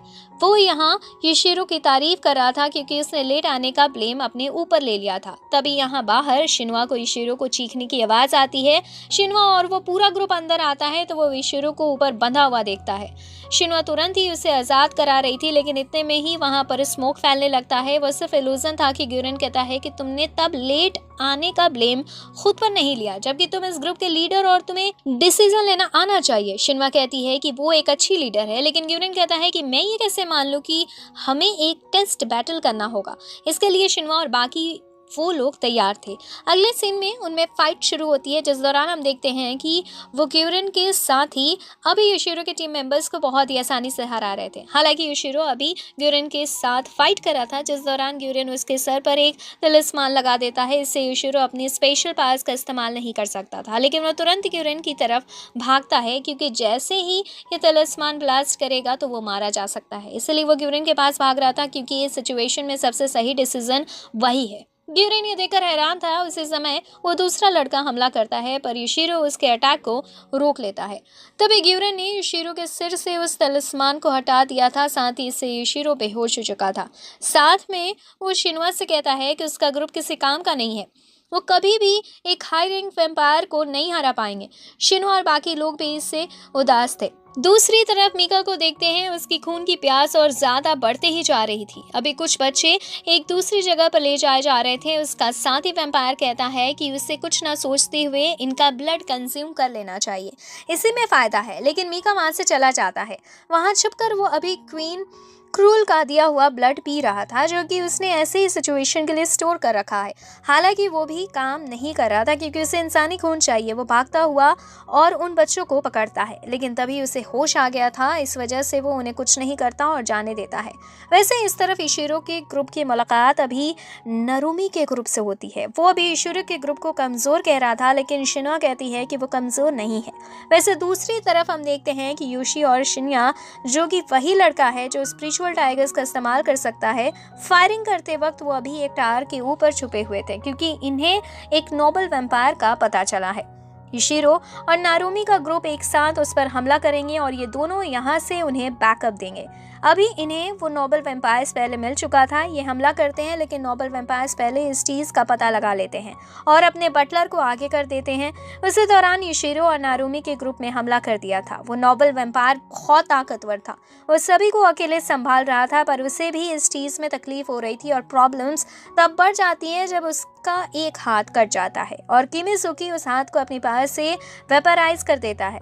उसे इस नोबल वेम्पायर को बहुत गुस्सा आता है। वो हमला करने के लिए आगे बढ़ रहा था, पर तभी वहाँ पर यूशी और शिन्वा आ गए थे। वो वेम्पायर जानता था कि वो मारा जाने वाला है, हालांकि वो किसी के हाथों नहीं मरना चाहता था। इस वजह से वो उनसे ही उनकी तलवार छीनते हुए खुद को ही मार लेता है। दूसरी तरफ वहाँ गिवरेन ने भी एक नोबल वेम्पायर को हरा दिया था।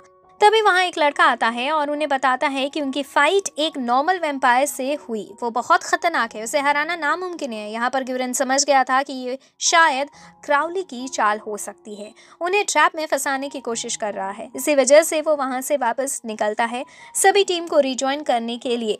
दूसरी तरफ वहाँ नरुमी अभी एक दूसरी टीम को देखता है जो बहुत मुश्किल से बच कर आई थी। वो हैरान थी कि नरुमी की टीम पूरी तरह से सेफ कैसे है। नरुमी यहाँ पर यूशिरो के ग्रुप के बारे में बताता है। वो कहता है कि इन्हीं की मदद से हमने उस नोबल वेम्पायर को हराया था, वरना तो वो भी बहुत ताकतवर। अब तभी वहाँ पर गिवरेन आता है। वो कहता है कि अब हम नोबल्स पर हमला नहीं करेंगे, हमें उन सर्वाइवर को बचाना है जिन्हें वैम्पायर्स ने पकड़ रखा है। वो अहारा के ग्रुप को कहता है कि वो लोग यहीं रुके, जब दूसरी टीम आ जाएगी तो उन्हें डायरेक्शन गाइड करते हुए वापस लौट जाए, क्योंकि उनकी टीम की हालत खराब थी। अब अहारा वहीं रुकती है। दूसरी टीम कुछ देर में वहाँ आ गई थी, लेकिन तभी वहाँ पर वैम्पायर्स के हेलीकॉप्टर्स आना शुरू हो जाते हैं। अहारा उन्हें शूट करती है जिससे कि वो दूसरी टीम को बचा सके, लेकिन उसके अंदर से कुछ वैम्पायर्स नीचे आ गए थे। उनमें मीका भी था। मीका अहारा को उठाकर नीचे गिरा देता है। अहारा जानती थी कि ये लोग उन्हें जिंदा पकड़ना चाहते हैं, इसी वजह से वो अपने सभी साथियों से कहती है कि वो खुद को मार सकते हैं, जिसके बाद वो एक गोली खाते हैं और मारे जाते हैं। और अब अहारा भी ऐसे ही करने वाली थी, लेकिन मीका उससे रोक लेता है। मीका उससे यूशिरो की लोकेशन के बारे में पूछता है। अहारा ये सुनकर शॉक थी। मीका ने ये चीज़ें बहुत धीरे पूछी थी। अहारा कुछ नहीं बताती तो मीका वहाँ से जाने लगता है, पर तभी अहारा उसकी गर्दन पर चाकू रख देती है। वो उसे धीरे से बताती है कि वो सभी टीम एंड आर्मी मेंबर्स के साथ शायद क्राउली की तरफ गया है, सभी सर्वाइवर को आजाद कराने के लिए। वैसे इसके बाद मीका ने उसे टाइट पकड़कर नीचे गिरा दिया था। वो जा रहा था, लेकिन उसके साथ ही कहते हैं कि हमें इसे ले चलना चाहिए नोबल्स के लिए, लेकिन इससे अहारा को गुस्सा आता है। वो उन पर शूट करने वाली थी, पर तभी मीका घूमते हुए उसे बीच में से ही काट देता है। वहाँ दूसरी तरफ गिवरेन और बाकी सभी जब उस जगह पर पहुंचते हैं जहाँ क्राउली है, तो वहाँ वो सभी इंसानों को बंधा हुआ देखते हैं। ये सिर्फ एक ट्रैप था, इस वजह से वो डायरेक्ट हमला नहीं करते, वो छुपकर हमला करते हैं अभी। लेकिन गिवरेन की फाइट डायरेक्ट ही क्राउली के साथ हो जाती है। वो एक हाई रैंक वैम्पायर है, उसे हराना लगभग इनके लिए नामुमकिन था। तभी यहाँ शिन्या आता है, लेकिन गिवरेन और शिन्या दोनों मिलकर भी क्राउली को नहीं हरा पा रहे थे। उनकी हालत खराब थी। वो भागने की कोशिश करते हैं, जिस दौरान क्राउली उन्हें पकड़ लेता है। शिन्या ने इस दौरान कई बार अपनी उस स्पिरिचुअल टाइगर का इस्तेमाल किया था, इससे उसकी एनर्जी खत्म होती है, लेकिन क्राउली को कुछ नहीं होता। अब वहाँ पर यूशिरो का ग्रुप आता है। यूशिरो का ग्रुप पूरी कोशिश करता है कि वो शिन्या और गिवरेन दोनों को ले जा सके, लेकिन गिवरेन को खुद क्राउली ने अपने एक हाथ से पकड़ रखा था। वो लोग किसी तरह से शिन्या को वहां से दूर हटा लेते हैं। यूशिरो गिवरेन को भी बचाना चाहता था, लेकिन शिन्या कहता है कि नहीं, हमारे पास भागने के अलावा और कोई चारा नहीं है। इसी वजह से यूशिरो को थोड़ा बहुत लड़कर वहां से निकलना पड़ता है। वैसे अब तभी वहां पर गिवरेन की टीम आ चुकी थी। वो इल्यूजन पावर का इस्तेमाल करते हुए इन्हें ट्रैप करने की कोशिश करते हैं, पर वो भी क्राउली के सामने नहीं टिक पा रहे थे। और साथ ही साथ अब क्राउली के 2 और असिस्टेंट वहां पर आ गई थी, जिन्हें हराना नामुमकिन था। इसी वजह से गिवरेन कहता है कि तुम लोगों को यहाँ से निकलना होगा। हालांकि वो अपने दोस्त को धोखा नहीं देना चाहते थे, पर सिचुएशन के हिसाब से उन्हें यही डिसीजन लेना पड़ता है। बाहर उनकी मुलाकात वहाँ यूशिरो और बाकी सभी से होती है। अभी शिन्या तो यूशिरो पर बहुत गुस्सा था उसके एक्शंस को लेकर, पर यूशिरो कहता है कि उसे गिवरेन को बचाना ही है, क्योंकि वैम्पायर्स वर्ल्ड से निकलने के बाद सिर्फ गिवरेन ने ही उसे सहारा दिया था। वो उसे इस तरह से धोखा नहीं दे सकता। वो यहाँ पर वो खास 2 पिल खाने वाला था, जिनसे उसकी पावर बढ़ती है। सुबह और शिन्वा उसे रोकने की कोशिश करते हैं, लेकिन वो ऐसा नहीं कर पाते, क्योंकि यूशिरो ने वो पिल्स खा ली थी। इससे उसकी पावर बढ़ती है, लेकिन अचानक से वो बेहोश भी हो जाता है। वैसे अब इसके बाद वो अपने स्पिरिट वर्ल्ड में आ गया था, जहां वो शिरामारू उससे हेल्प मांगता है गिवरेन को बचाने के लिए, लेकिन शिरामारू कहती है कि वो पहले ही मारा जा चुका है, अब तुम क्या करोगे। वैसे ऐसा वो युशिरो के लिए कह रही थी क्योंकि उसने 2 पिल्स एक साथ खा ली है। वो बताती है कि सिर्फ एंजल्स उसे जिंदा रखने की कोशिश कर रहे हैं। युशिरो को ज्यादा कुछ समझ नहीं आ रहा था, तभी सामने वो एक ट्रम्पेट देखता है, वो इसकी तरफ आगे बढ़ने लगता है। शिरामारू बताती है कि उसे इसे नहीं छूना चाहिए क्योंकि ये एक इविल पावर्स को बिलोंग करता है। अगर युशिरो ने इसे बचाया तो इससे असली डीमन की पावर एक्टिवेट होगी जिन्हें युशिरो नहीं संभाल सकता है। लेकिन युशिरो आगे बढ़ रहा था, उसकी बात नहीं सुन रहा था। इसी वजह से शिरामारू इस पर हमला करती है और कहती है कि ठीक है, फिर मैं तुम्हें 2 मिनट के लिए अपनी पावर्स देने को तैयार हूँ, पर अगर तुम 2 मिनट तक इन पावर्स से इन्हें नहीं हरा पाए तो इसके बाद वो डीमन तुम पर हावी हो जाएगा और तुम खुद एक डीमन बन जाओगे, तुम्हारी बॉडी में प्रोसेस कर लूंगी। युशिरो इसके लिए मान जाता है। वहाँ बाहर युशिरो की पावर बढ़ चुकी थी। वह सभी को अपने पास से अलग करते हुए सीधा उस जगह पर भागता है जहाँ पर क्राउली ने गिवरन को पकड़ रखा है। वहाँ पर उसके वो 2 असिस्टेंट भी थे। युशिरो वहां पर पहुंचते ही हमला करना शुरू कर देता है। हालांकि क्राउली भी ये देखकर हैरान था कि यह आखिर युशिरो की पावर पहले से ज्यादा कैसे हो गई, पर फिर भी युशिरो को अभी भी क्राउली को हराने में प्रॉब्लम हो रही थी। गिरन वहां सामने आ रहा था जिससे कि युशिरो को कोई सीरियस चोट ना लगे। वो युशिरो से कहता है कि उसे यहाँ से चले जाना चाहिए क्योंकि वो क्राउली को नहीं हरा सकता, पर युशिरो किसी की नहीं सुन रहा था। अब उस लड़ाई के दौरान हम देखते हैं कि 2 मिनट कंप्लीट होने वाले थे, जिस वजह से युशिरो का एक सिंग भी बाहर आ गया था। वो पूरी तरह से डीमन में बदलने ही वाला था, लेकिन इसके पहले ही वहां पर एक कॉफिन आ जाती है। ये कॉफिन किमिजुकी ने अपनी पावर की मदद से क्रिएट की थी। इसके अंदर एक डीमन है, वो इस डीमन के थ्रू युशिरो को पकड़ता है और युशिरो को उस कॉफिन के अंदर बंद करके वहां से ले जाने लगता है। उसने बहुत मुश्किल से युशिरो को फिर से बचा लिया था। अब वो उसे वहां से लेकर जा रहे थे अपने वेयर हाउस पर, जहां पर वो इसका इलाज कर सकते हैं, लेकिन रास्ते में उनकी मुलाकात मीका से होती है। वो भागते हुए आ रहा था। वो युशिरो को नोटिस करता है। युशिरो सबसे पीछे की तरफ था क्योंकि वो बेहोश था, इस वजह से वो उसे उठाकर ले जा रहे थे। मीका तुरंत ही युशिरो के पास बढ़ता है, लेकिन इन्हें लगता है कि ये तो एक वैम्पायर है, इस वजह से वो फाइट करने लगते हैं। मीका सभी से लड़ते हुए उन्हें दूर हटाते हुए आगे बढ़ रहा था। इस दौरान उसकी फाइट मित्सुबा से भी होती है, वो उसे भी दूर हटा देता है। फिर उसकी फाइट शिनवा से होती है। शिनवा उससे कहती है कि हम भी युशिरो के दोस्त हैं। वो उसे रोकने की कोशिश कर रही थी, लेकिन मीका ने उसे भी हटा दिया था। इस लड़ाई में मीका को बहुत सारी चोटें लगती हैं, लेकिन किसी तरह से वो युशिरो के पास पहुंच चुका था। अभी शिन्या और बाकी सभी हमला करने वाले थे। उनके सामने मीका नहीं टिक सकता था, लेकिन तभी अचानक से शिन्वा आगे आकर उनके अटैक को रोक देती है। उन्हें समझ नहीं आता कि आखिर वो एक वैम्पायर का साथ क्यों दे रही है, लेकिन तभी शिन्वा मीका से कहती है कि वो युशिरो को यहाँ से लेकर जाए। मीका वहां से चला जाता है, जिसके बाद शिन्वा अपना अटैक रोकती है। अभी एक मेंबर उसे मारकर नीचे गिराता है। वो उसे जान से भी मारने वाला था, लेकिन तभी नारुमी उसे रोक देता है और कहता है कि ये समय लड़ने का नहीं है। हालांकि किसी को भी समझ नहीं आ रहा था कि आखिर शिन्वा ने एक वैम्पायर की मदद क्यों की। वैसे ये अभी अपनी प्रॉब्लम्स में फंसे हुए थे क्योंकि यहाँ पर और भी वैम्पायर्स आने लगे थे।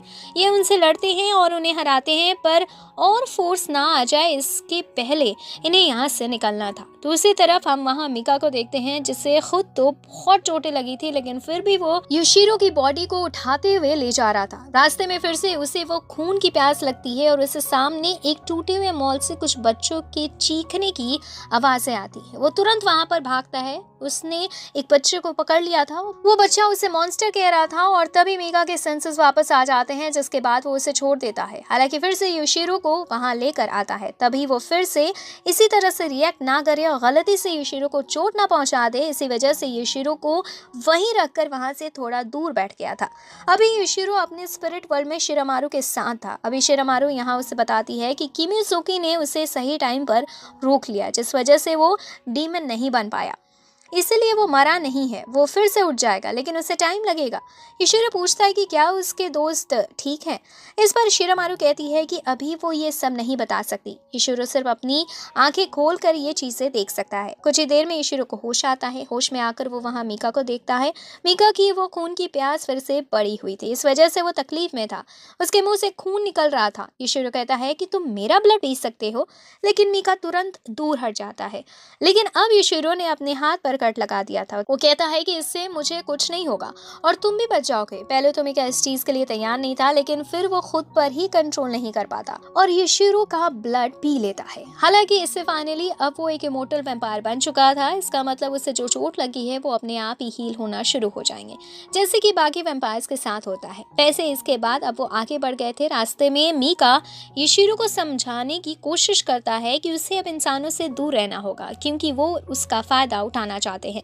लेकिन योशिरो अभी अपने दोस्तों को ही ढूंढ रहा था। अब वैसे तो मीका थोड़ा फोर्सफुली भी उसे मनाने की कोशिश करता है, लेकिन जब योशिरो नहीं मानता तो मीका फाइनली उसे बताता है कि वो नियरेस्ट फैसिलिटी की तरफ गए होंगे। अब वो दोनों ही वहां जाने लगे थे। ये गाड़ी का इस्तेमाल करते हुए रास्ते में मीका बता रहा था कि इंसान और वैम्पायर्स योशिरो को सेम रीजन की वजह से पकड़ना चाहते हैं। वो चाहते हैं कि वो योशिरो की मिस्टीरियस पावर का इस्तेमाल करे। वैसे वहाँ दूसरी तरफ नियरेस्ट फैसिलिटी पर पहुंचने के बाद सभी शिन्वा पर गुस्सा कर रहे थे, यहाँ तक कि वो उस पर हमला भी कर रहे थे। पर शिन्या सभी को रोक देता है। वह कहता है कि हमें किसी को मारने का परमिशन नहीं है और इस तरह की सिचुएशन में तो बिल्कुल भी नहीं, क्योंकि हम नहीं चाहते हैं कि हमारे ही लोग कम हो जाए। अभी नियरेस्ट फैसिलिटी पर कोई भी नहीं था, जबकि वहां पर और भी लोगों का होना जरूरी था, तभी तो उन्हें इंस्ट्रक्शंस मिलेगी। उसी समय शिन्या कहता है कि हमें कुछ सोचना होगा, क्योंकि हमें ग्यूरन को भी रेस्क्यू करना है। जब तक यहाँ पर दूसरी स्क्वाड नहीं आती तब तक हम इस चीज पर प्लानिंग कर सकते हैं कि आखिर हम ग्यूरन को कैसे बचाएंगे। वहाँ दूसरी तरफ ग्यूरन को अभी बहुत मारा जा रहा था। वो उससे पूछ रहे थे कि उनके जो साथी हैं वो कहाँ पर छुपे हुए हैं, लेकिन ग्यूरन उन्हें कुछ नहीं बताता। हालांकि कुछ देर पीटने के बाद वो बेहोश भी हो जाता है और बेहोशी में वो अपने डीमन को सामने देखता है। वो कह रही थी कि अगर वो चाहे तो वो उससे अपनी पावर दे सकती है, जिससे ग्यूरन यहाँ से बचकर निकल जाएगा। इस पर ग्यूरन ने हाँ कर दी थी।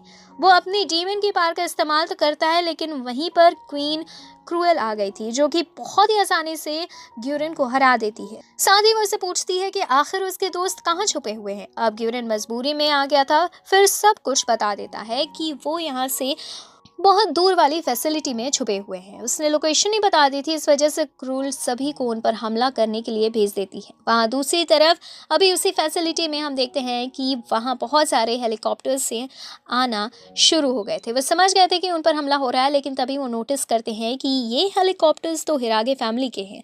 इनके अंदर वहाँ उनका लीडर सायोरुटो बैठा था। वो बाहर आता है। शिन्या उसे सारी बात बताता है कि ग्यूरन को पकड़ लिया गया है। उन्होंने कोशिश की, लेकिन वो उसे आज़ाद नहीं करा पाए। वैसे अब तभी सायोरुटो ऑर्डर देते हुए वहां एक मिस्टीरियस कंटेनर निकलवाता है।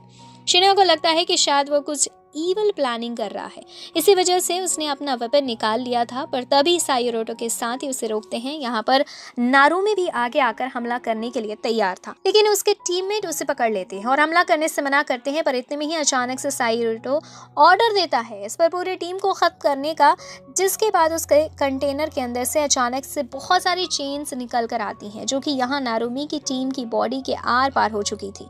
वैसे नारुमी अभी जिंदा था, इस वजह से वो हमला करने के लिए आगे बढ़ता है, लेकिन फिर फाइट शुरू हो जाती है। तभी उसे बचाने के लिए वहां पर योशिरो की टीम के सभी मेंबर्स आ गए थे। वो लड़ रहे थे, लेकिन सायोरुटो के उस कंटेनर से मुकाबला करना बहुत मुश्किल था। उसके अंदर से जो चेन निकल रही थी वो कितनी भी दूर तक जा सकती थी। वैसे अब वहां पर योशिरो और मीका भी पहुंचते हैं। मीका कहता है कि सभी को यहाँ से जाना होगा, वो लड़ नहीं सकते, पर योशिरो सायोरुटो को लड़ने के लिए चैलेंज करता है। हालांकि अब उनमें लड़ाई हो पाती इससे पहले ही वहां पर वैम्पायर्स की पूरी आर्मी आ चुकी थी। उनमें फाइट शुरू होने लगा था, जिस दौरान वहां पर हम देखते हैं कि ग्यूरन भी उनके साथ था। वो अभी अपने सेंसेस में नहीं था, इस वजह से वो यहाँ योशिरो पर हमला कर देता है। योशिरो उसके अटैक को रोकता है। इस दौरान मीका वहां पर आकर उससे लड़ना शुरू कर देता है। ग्यूरन ताकतवर है, लेकिन मीका भी कम ताकतवर नहीं है। दूसरी तरफ वहां वो कंटेनर अभी सभी पर हमला करते हुए उनके ब्लड को ऑब्जर्व कर रहा था। इस तरफ अभी योशिरो भी ग्यूरन पर हमला करता है और उसे रोकता है। हालांकि वो उसे मार नहीं सकता था, इसी वजह से वो उसे फिर से होश में आने को कह रहा था। पर तभी ग्यूरन अचानक से उसे अपनी तलवार मार देता है। वैसे वहाँ दूसरी तरफ वो कंटेनर जितना ब्लड उसे चाहिए था उतना ब्लड ऑब्जर्व कर लेता है, तो वो ब्लास्ट होता है और उसके अंदर से एक एंजल एक ट्रम्पेट को लेकर निकलती है। यहाँ पर किमिजुकी नोटिस करता है कि ये तो उसकी सिस्टर है जो कि हॉस्पिटल में थी। उसे कुछ भी समझ नहीं आ रहा था। अचानक से उसकी वो सिस्टर जो एंजल थी वो कन्वर्ट होकर एक मॉन्स्टर में बदल जाती है और वो वहां पर छोटे छोटे मॉन्स्टर्स को लाती है। वो छोटे मॉन्स्टर्स अभी सभी वैम्पायर्स पर हमला कर रहे थे, लेकिन इसके साथ साथ वो ह्यूमन सोल्जर्स को भी खा रहे थे। वैसे ये छोटे मॉन्स्टर्स उस एंजल के ब्लड से बने हुए थे और ये ब्लड साइरुटो ने अपने कुछ निडल्स के इस्तेमाल से उसकी बॉडी से निकाला था। यहाँ पर किमिजुकी अपनी सिस्टर की तरह बढ़ रहा था। वो लोग उसे रोक रहे थे पर वो रुकने को तैयार ही नहीं था। दूसरी तरफ हम योशिरो को देखते हैं जिसकी हालत अभी थोड़ी ख़राब सी थी। इसी वजह से मीका उसे वहाँ से दूर ले जा रहा था क्योंकि यहाँ रुकना उसके लिए सेफ नहीं।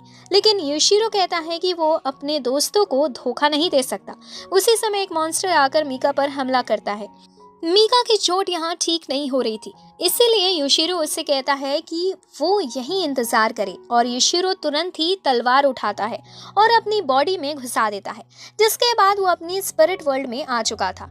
वहाँ शिरामारू उससे कहती है कि अब हम कुछ नहीं कर सकते, लेकिन तभी योशिरो वहाँ उस इविल ट्रम्पेट के पास आता है जिसे बजाने के लिए शिरामारू ने उसे मना किया था। यहाँ वो उसे उठाता है, उसे बजाने लगता है। इसके बाद अचानक से उसकी बॉडी से फिर से वही डार्क और वो स्पाइक्स निकलना शुरू हो जाते हैं। योशिरो फिर से पहले की तरह ही एक मॉन्स्टर में बदल चुका था। वो यहाँ उस एंजल पर हमला करता है और बहुत ही जल्दी उसे हरा देता है। इसी दौरान वो नीचे साइरुटो पर भी हमला करता है। साइरुटो को लग रहा था कि वो योशिरो को रोक लेगा, लेकिन वो वहां से दूर फेंका गया था। हालांकि योशिरो ने अपनी पावर का कुछ ज्यादा ही इस्तेमाल कर लिया, इस वजह से अब वो वहीं पर बेहोश हो गया था।